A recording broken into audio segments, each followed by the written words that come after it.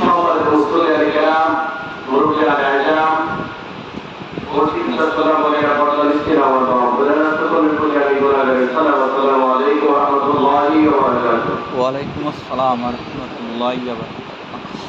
মহান আল্লাহ রাব্বুল আলামিনের দরবারে আলিশান দরবারে অগণিত শুকরিয়া জ্ঞাপন করছি যে আল্লাহ রাব্বুল আলামিন আপনাকে আমাকে সুস্থ রেখে ঈমান নামক দৌলতে রহমতের চাদর দিয়ে বেষ্টন করে মসজিদে নিয়ে আসলেন, আশা কথা অভিযান করে দিয়েছেন।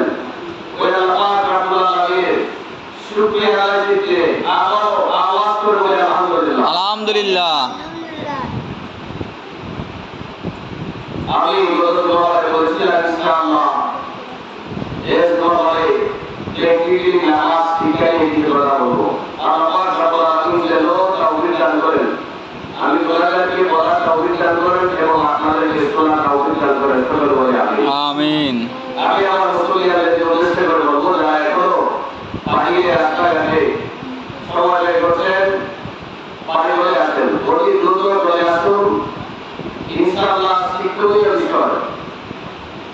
আমরা যারা নামাজ পড়ি না তাদের কথা ভাবছেন, যারা নামাজ পড়ি আমাদের প্রায় 90% লোকের নামাজ পড়ছে না। আমাদের প্রায় 90% লোকের কি হচ্ছে না, নামাজে ভুল করতে পারে।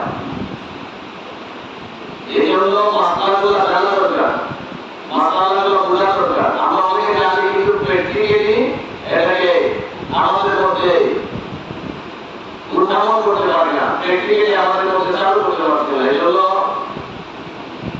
আমি সকলকে বলবো, আপনারা দ্রুত চলে আসুন। ইনশাআল্লাহ প্র্যাকটিক্যাল নামাজ কি করে ইনশাআল্লাহ নামাজ আল্লাহ রাসূল সাল্লাল্লাহু আলাইহি ওয়াসাল্লাম যখন মেরাজে গিয়েছিলেন, ওই সময় আল্লাহ রাব্বুল আলামিন আমাদেরকে উপহার হিসেবে নামাজ দিয়েছেন। সুবহানাল্লাহ। আল্লাহ নবী নূর আহমদ নবী সাল্লাল্লাহু আলাইহি মুহাম্মদুর রাসূলুল্লাহ সাল্লাল্লাহু আলাইহি ওয়াসাল্লাম ইরশাদ করেন, ইয়া আল্লাহি আপনি আমাকে মেরাজের মধ্যে আসলেন, আমি বড় খুশি হলাম। তো আরো বেশি খুশি হতাম যদি আমার গুনাহগার উম্মতদেরকে আপনি মেরাজ দান করতেন। চিৎকার করে বলেন, ইয়া রাসূলুল্লাহ